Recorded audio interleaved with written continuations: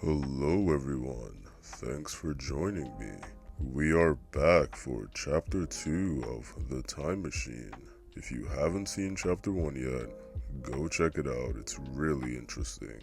We were introduced to what I believe are our main characters, and the main character himself, who is only referred to as the Time Traveler, was trying to convince all these people that time travel could indeed be possible. And then, right before their eyes, he unveiled his prototype of the time machine that he's been working on in his lab. And that's pretty much where we left off. So I'm very intrigued where the story will go. And without further ado, let's continue with chapter 2.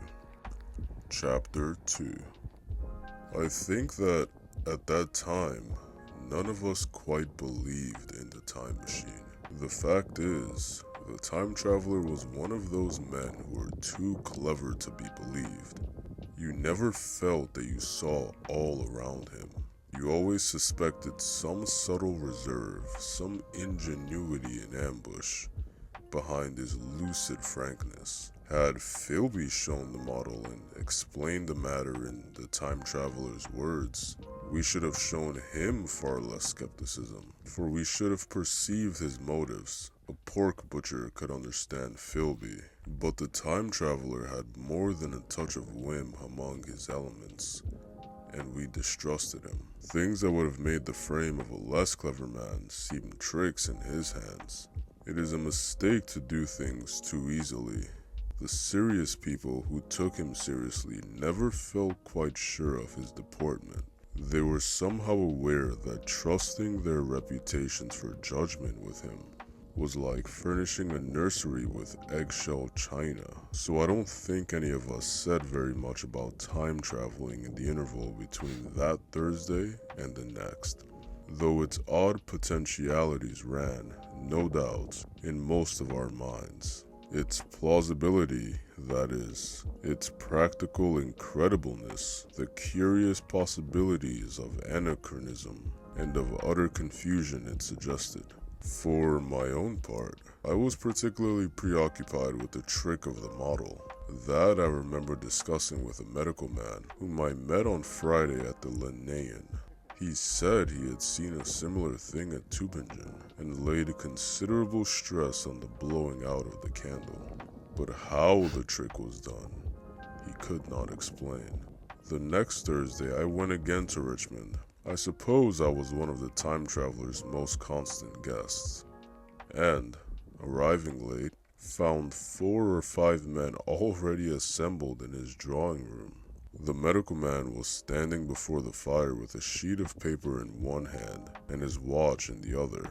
I looked round for the time traveler, and "It's 7:30 now," said the medical man. "I suppose we'd better have dinner?" "Where's?" said I, naming our host. Quick pause here. I just want to mention, I think it's really interesting how the narrator doesn't name the time traveler. Like right here, for example, it just says "where's" and then it's like a blank. But he does say that he names his host, so the time traveler does have a name, but for the purposes of this narration, I just think it's really interesting how he remains nameless to the reader and to the audience. Alright, back to the story. "You've just come? It's rather odd. He's unavoidably detained. He asks me in this note to lead off with dinner at 7 if he's not back. Says he'll explain when he comes." "It seems a pity to let the dinner spoil," said the editor of a well-known daily paper, and thereupon the doctor rang the bell. The psychologist was the only person besides the doctor and myself who had attended the previous dinner. The other men were blank, the editor aforementioned, a certain journalist, and another, a quiet, shy man with a beard, whom I didn't know, and who, as far as my observation went, never opened his mouth all the evening. Quick pause here again. The narrator again references the time traveler as blank, which is just so cool actually, because it seems like he might remain this mysterious figure with no name throughout the entire story. Or who knows, you might actually figure out who the person is, maybe in some later chapter or at the end of the book, but yeah, back to the story. There was some speculation at the dinner table about the time traveler's absence, and I suggested time traveling in a half-jocular spirit. The editor wanted that explained to him, and the psychologist volunteered a wooden account of the ingenious paradox and trick we had witnessed that day week. He was in the midst of his exposition when the door from the corridor opened slowly and without noise. I was facing the door and saw it first. "Hello," I said. "At last," and the door opened wider, and the time traveler stood before us. I gave a cry of surprise. "Good heavens, man, what's the matter?" cried the medical man, who saw him next, and the whole tableful turned towards the door.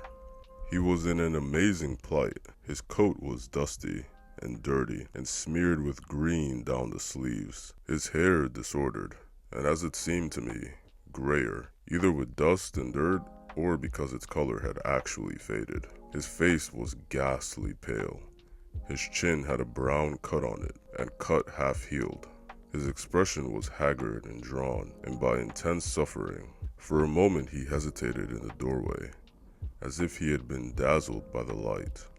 Then he came into the room. He walked with just such a limp as I have seen in footsore tramps. We stared at him in silence, expecting him to speak. Quick pause here again. So it looks like the time traveler came out of wherever he was in his lab, and I'm actually assuming he might have just time traveled, because the narrator states that his coat was dusty, dirty, smeared, so maybe he went to some either a far distant future or somewhere extremely far back in the past and was just adventuring and exploring and got himself into some wild adventure. That's just my theory. Back to the story. He said not a word, but came painfully to the table and made a motion towards the wine.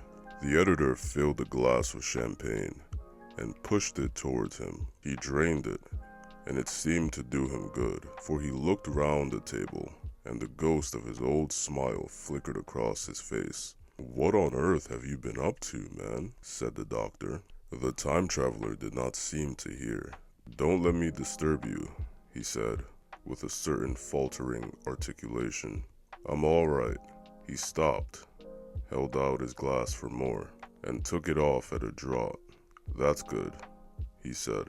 His eyes grew brighter, and a faint color came into his cheeks. His glance flickered over our faces with a certain dull approval, and then went round the warm and comfortable room. Then he spoke again, still as if it were feeling his way among his words. "I'm going to wash and dress, and then I'll come down and explain things. Save me some of that mutton. I'm starving for a bit of meat." He looked across at the editor, who was a rare visitor, and he hoped he was all right. The editor began a question. "Tell you presently," said the time traveler. "I'm funny. Be all right in a minute." He put down his glass and walked towards the staircase door. Again I remarked his lameness and the soft padding sound of his footfall, and standing up in my place, I saw his feet as he went out. He had nothing on them but a pair of tattered, blood-stained socks. Then the door closed upon him.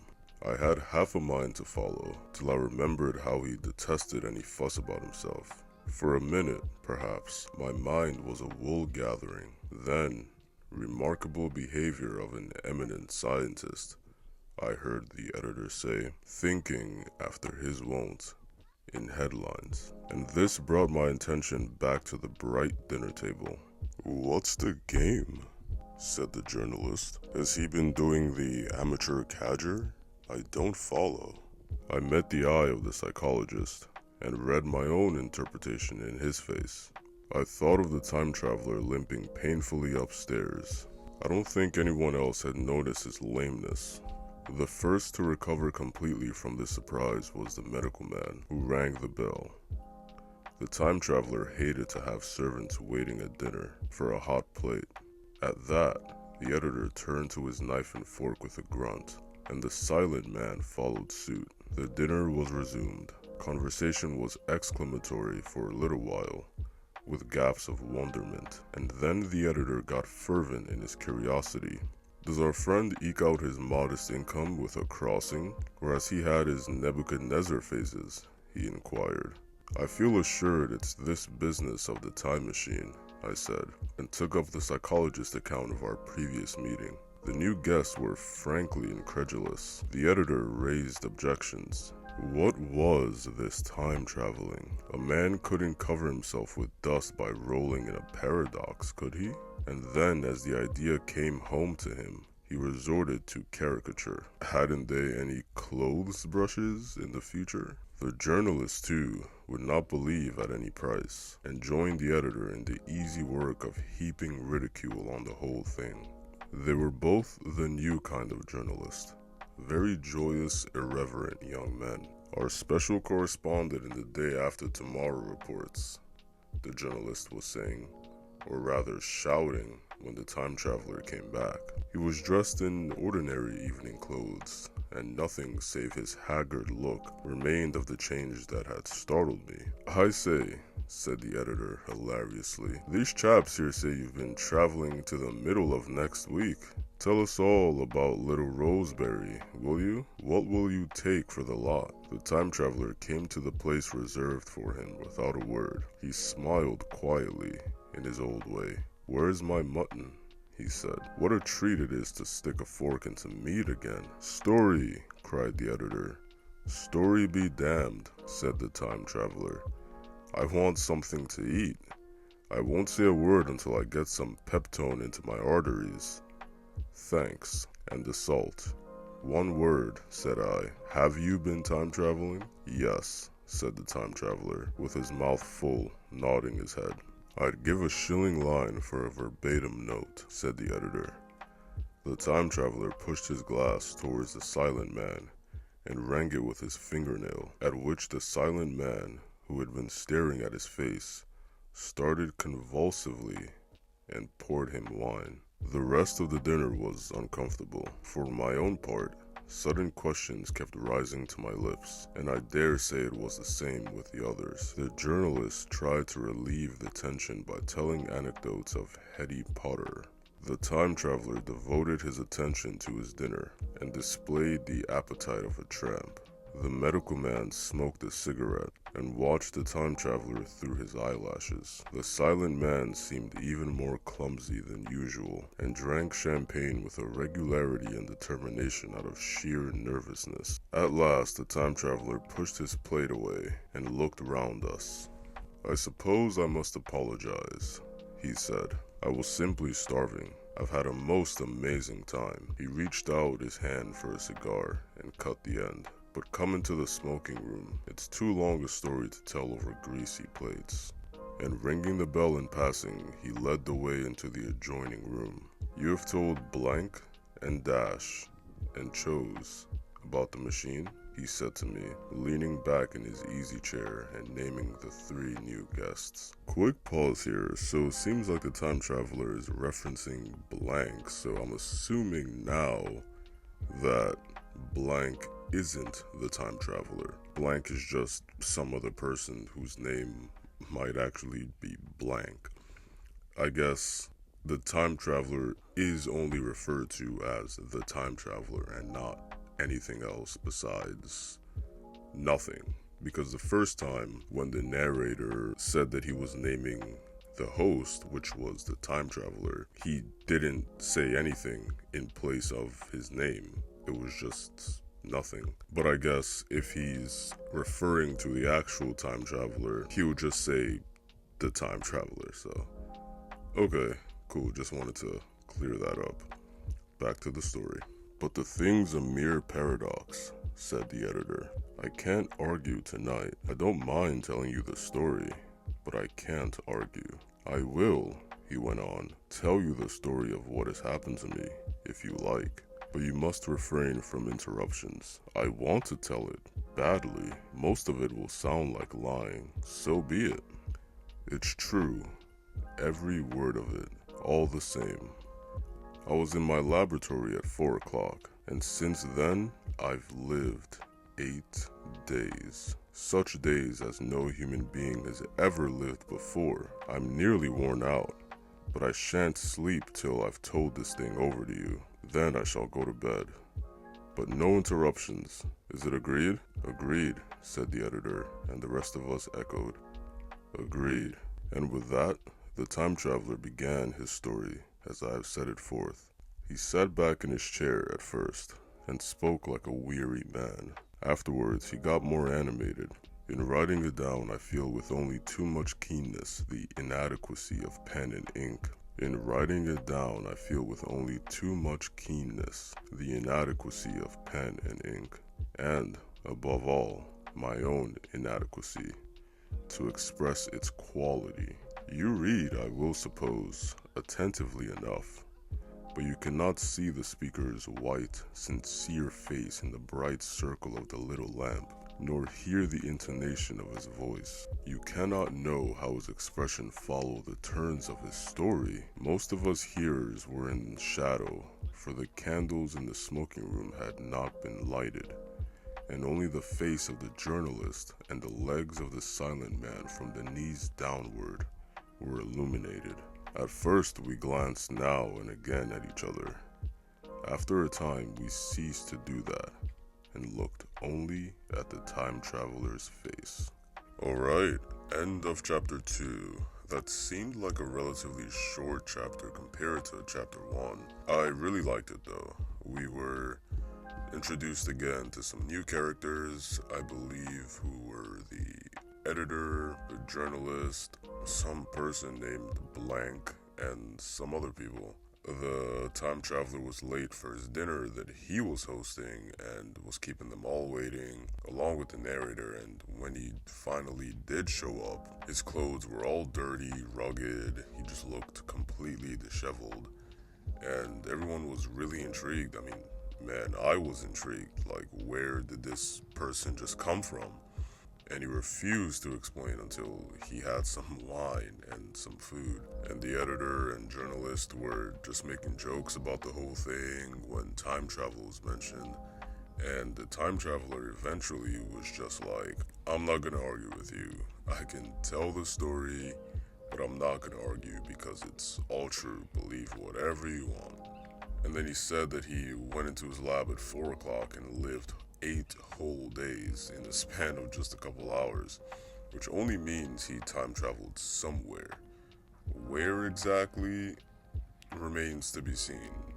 I'm assuming in chapter 3, where hopefully we'll find out where this guy's been the whole time. So, until then, thank you all for watching or listening. I hope you all have a great rest of your day, and I'll see you all again next time. Bye.